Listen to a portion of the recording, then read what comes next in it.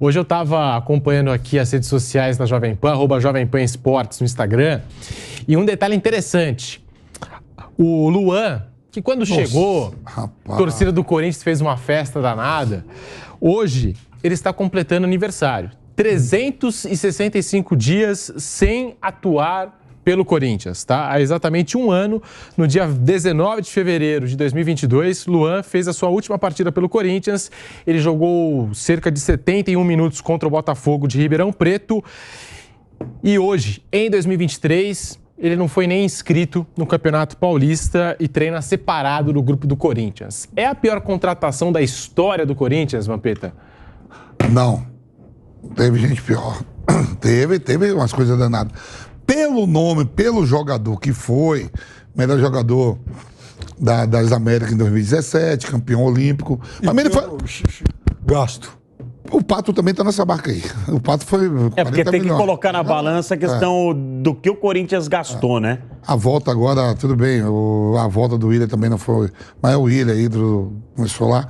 Mas assim, você pega o Luan, ele pra mim foi o melhor jogador das Olimpíadas até. Jogou muito as Olimpíadas. Foi mesmo? Jogou muito. Tava naquela fase. Agora um ano, em relação ao Corinthians, mas ele fez 9 jogos no Santos. Isso. E aí, para deixar todo mundo mais feliz aqui na bancada, ele tem contrato até dezembro de 23. Que coisa linda. Vamos supor que seja uma milha. É mais 14 milhões. Não é longe disso. E férias. E tá chamando para acordo. Não vai para acordo. O cara tá sabendo que tá em final de carreira, vai fazer acordo para reduzir, Bruno? Não. Nem a pau. Pois é. Nem a pau. Assinar o contrato, o cara tá cumprindo ali, ele tá lá. Tá à disposição. Se quiser escalar, escala. Se não quiser, não escala. E vai ter que pagar. Separado, eu li isso aí. E vai ter que pagar o salário do cara. Então, o Luan está lá. Talvez seja assim que o Pato ainda... o Pato ficou muito marcado pelo pênalti lá em Porto Alegre, com o Grêmio. O Pato ainda fez 17 gols naquele ano que ele jogou pelo Corinthians. Luan tem 9. Sim, no tempo todo. Pato jogou 2013 e o comecinho de 14. Em 2013, eu lembro bem, o Guerreiro foi o artilheiro do time naquele ano com 18. O Pato fez 17. Ele quase foi artilheiro do time no ano. O Pato jogou mais do que o Luan no Corinthians. O Pato viu. Só que em termos financeiros, custou mais. Porque você dá logo uma pancada logo para comprar ele, 40 milhões, né? O Luan não veio por isso. Que ficou... Mas... Tem um contrato, eu sei que tem um contrato, mas o contrato também do Pato. O Pato ganhava mais do que o Luan. Esse pênalti do Pato aí, eu vi uma história do Douglas Meia do Corinthians contando a respeito do Júlio César, que quis matar o Pato, porque tava comprando um apartamento e ia ganhar um bicho danado. A operação dos dois... O que aconteceu no pênalti, você sabe dessa história, Vamp? Eu sei, a operação dos dois, o Pato é mais caro. Mas se você pegar os dois, quem jogou mais no Corinthians, o Pato jogou mais também. Jogou mais. Mas o Luan, eu acho assim, é a mesma coisa do Lucas Lima, que a gente falou hoje. O Lucas Lima, eu acho que assim, ninguém aqui vai torcer pro cara não desempenhar um bom trabalho, né? Só que as oportunidades foram dadas, tem um limite para essas oportunidades. O Duílio abraçou o Luan de uma maneira que poucos caras iriam abraçar. Ele ajudou muito o Luan. O Lucas Lima é totalmente diferente deles, porque o Lucas Lima ganhou o título. Não, ganhou, mas... Ele estava no time, tudo bem, ele não foi aquilo que foi... Ele não foi aquilo que ele foi no esperavam Santos, dele ali, Ou esperava, mas ele frequentava, ele jogava, ele não ficava 365 dias sem jogar, 10 jogos. Quando o Palmeiras foi campeão com o time 18, ele jogou pra caramba. Mas é engraçado, Vamp, que, por exemplo, e foi campeão. Um caso similar, o Ganso conseguiu dar a volta por cima. O Ganso ele faz grandes atuações no Fluminense, fez grandes atuações no Fluminense. O Luan, eu não sei o que acontece com o Luan. O Luan tem quantos anos, o Luan, hein? 29, se eu não me engano. Ô, Vampeta, é novo. O Luan é um cara que... 29 anos. O Luan é um cara que... É lamentável o que aconteceu com ele, porque o cara não desaprende a jogar futebol, né? É o que eu falei hoje com relação ao Lucas Lima. O cara não desaprende a jogar futebol. 29. E todas as oportunidades foram dadas pra ele no time do Corinthians. Todas, absolutamente todas. Agora em março ele vai completar 30 anos, o Luan. Não é possível que um jogador como ele, qualquer jogador, o Vampeta for jogador e atleta, se contente em treinar... Deve ser até humilhante, Vampeta. Você treinar separado do grupo. Mas ganhando uma milha e meia, eu treinava até, não ia nem em casa ver minha mulher, ninguém. Mas aí, eu sei. Não, mas é isso mesmo. Tem alguns jogadores que pensam assim, sabe? Hoje, né, Vamp? Será que é hoje? Vai em cima do contrato, vai montar, sabe que não, de repente não vai fazer mais um contrato desse, se não jogar, tem que voltar a jogar muito pra meter É acima de uma milha, pô. Aí dá falando... Já que estamos comentando tudo, tem que aumentar o salário, todos os gastos. É acima de 1 milha o salário de Luan no Corinthians. Mas o Fausto citou Luan, Paulo Henrique Ganso, Lucas Lima, são vários jogadores... Só quem ganhou o título aí é Lucas Lima, viu? Mas eles jogam na mesma faixa de campo e com características bem parecidas. Todos. Hoje, esse 10 que a gente fala, o 10 clássico, o cara que atua ali no meio de campo, ou ele se reinventa, ou ele some no futebol? Ó, tudo aí que você falou aí, ó. Lucas Lima, na época, vai pro Paris Saint-Germain, vai pro Barcelona, amigo do Passa, do menino, cunhado até algum momento. Cunhado, família, cunhado, pô. O pai cuidava, tudo, sogrão, tua. Seu pai cuidava da carreira dele. Verdade. Então, o Luan vai pro Lokomotiva de Moscou, vai pro Spartak de Moscou, não aceita a proposta. Lembra? Sim. Quem foi o outro que você falou? O Ganso. O Ganso foi. Foi também. E foi pra França. O Ganso foi. O São Paulo o levou pro Sevilha e levou depois. Ele jogou no futebol francês. Mas você vai falar um negócio que eu concordo, viu, Vamp? Junto com o Mendonça. É os caras acharem que eles mereciam clubes melhores do que aqueles que surgiram para eles. Aí bateu a frustração, na minha opinião, para alguns jogadores, bate a frustração. O Lucas Lima sonhou com o Barcelona porque venderam que ele seria jogador pro Barcelona. E aí surge, de repente, Quem que surgiu? Surgiu algum time, não surgiu para ele? Ei? O Lucas Lima? Surgiu algum? Não. Mas se surgisse, vamos supor, um Sevilha, é capaz dele falar que não. Os outros dois ainda foram. É maluquice, cara. Os outros dois ainda foram. Não, o Luan não foi. O Luan não. Não, mas eu vejo assim, o futebol brasileiro hoje revela muito jogador de beirada de campo, atacante de lado de campo, de velocidade. O mundo. Não revela mais esse tipo de jogador, o 10, né, Vamp? Ó, o futebol holandês, eu joguei no futebol holandês, o futebol holandês sempre gostou de jogar com pontas abertas, né? Sempre. Né? Aí você pegava... Pegou a época do Overmars. Overmars, você tinha Peter Van Vossen, tinha uns caras tudo... Cocu, jogava... Sempre Baldwin Zender, tinha... O futebol holandês sempre gostou disso, jogar...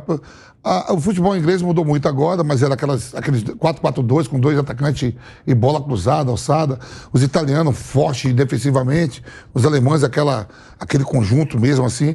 E a gente sempre teve o camisa 10. O futebol brasileiro sempre teve o 10, o craque, a elegância, que fazia... Alguns países tinham o seu, né? O Loto Matthäus, Platini, Maradona, Zico, entre outros. Só que aqui no Brasil matou os 10.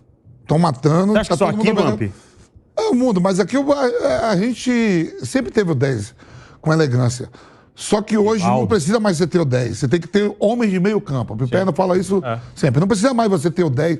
Aquele cara que fala assim, eu não posso voltar, eu tenho que estar descansado para a bola chegar. Se ficar nisso, vai parar no tempo. Porque hoje você precisa de jogadores de meio campo. Você pega, só para concluir, você pegava o Iniesta, jogava com Xavi e... Busquets. O Busquets, o Deca em algum momento... Jogadores de meio campo, o Iniesta nunca foi. O Iniesta volta, o Xavi ia, tudo. O Modric, sabe o que o Modric é? O Modric você não sabe o que ele é, ele é um jogador de meio campo. O De Bruyne é um jogador de meio campo. É isso. Sabe, tem que ter esse jogador de meio campo, porque o futebol brasileiro estacionou.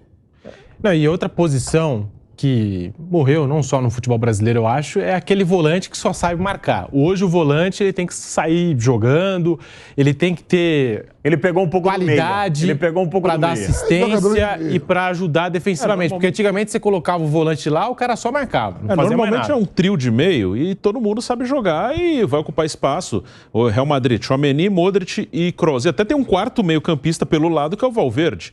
O Barcelona joga hoje Busquets, De Jong, Pedro e até o outro pelo lado que é o Gavi. Então pode ter até 3 e até um quarto jogando na ponta, para 10. Qual é a posição do De Jong? Que ninguém sabe. Não, ele pode jogar... Ele pode jogar de terceiro, de segundo, de primeiro. É isso que está faltando. O Viperna você sempre questiona isso, Viperna. O Tostão fala fazer o meio campo, jogador de meio campo. Fala isso há uns 20 anos. Tem que fazer jogador de meio campo, não está fazendo. Ficou a expectativa no Arthur aqui, só que não virou também. Eu já falei, quando eu era garotinho, garoto mesmo, não.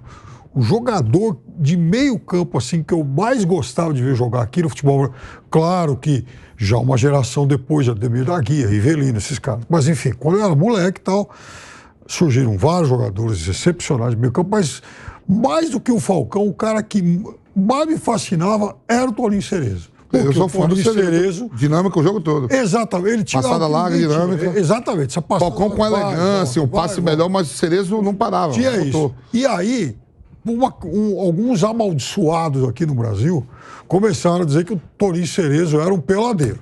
E isso era algo pejorativo na época.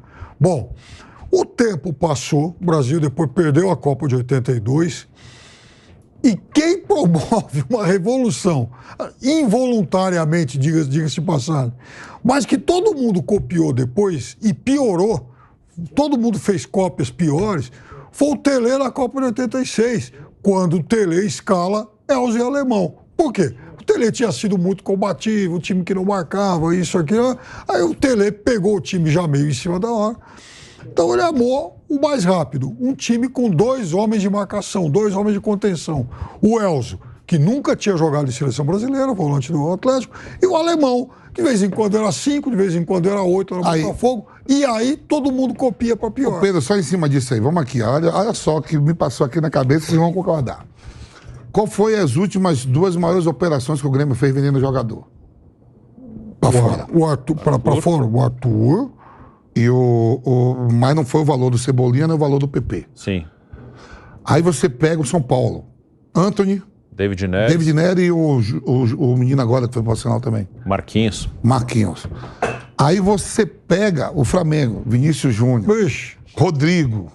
É tudo jogadores que jogam tudo, né? Pelo lado. E tem mais aí que se vir na minha cabeça assim. Na Copa do Mundo, o Brasil na Copa do Mundo tinha o que tinha de ponto. Tinha Rafinha na Copa lá, que foi agora. Rafinha, Antony, Vinícius, Martinelli, Rodrigo, o Tite usou por dentro, mas... Tudo, e às vezes o Paquetá também faz ali o lado esquerdo, né? Faz, o Neymar antes fazia. O Neymar, quer dizer, é muitos jogadores, não tá mais, assim, saindo na rua dos jogadores de meio. O que tá saindo de meio agora, que é a geração Danilo, e foram vários exportados, Danilo, Andrei, em breve vai o André, o próprio Duqueiroz acabou, então... João Gomes.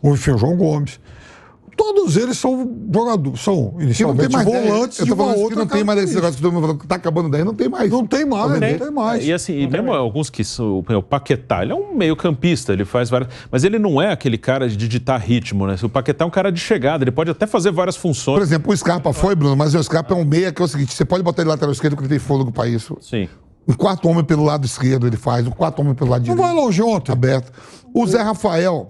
O Nottingham, quando começou o jogo, com 4 volantes, dos 4, o Danilo... Quer falar, por que ele não jogou o Scarpa ontem? Alguém sabe ou não? Ficou no banco. Ficou no banco, o Danilo então, jogou. Ficou no banco, mas por quê, hein? Você pega o Rafael...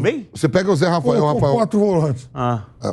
Você pega o Rafael Veiga e o Zé Rafael. O Rafael Veiga é um meia que ele tem pulmão, cara. Ele tem força pra tudo. É diferente do Everton Ribeiro e do Arrascaeta. Ele consegue entrar na área, voltar pra marcar. Sim. Ele é rápido. Não é aquele meia que cadencia, que nem mais assim, um Arrascaeta, que tem um passe final. E ele bate muito bem na bola, então tá acabando. Não tem mais isso assim, muito.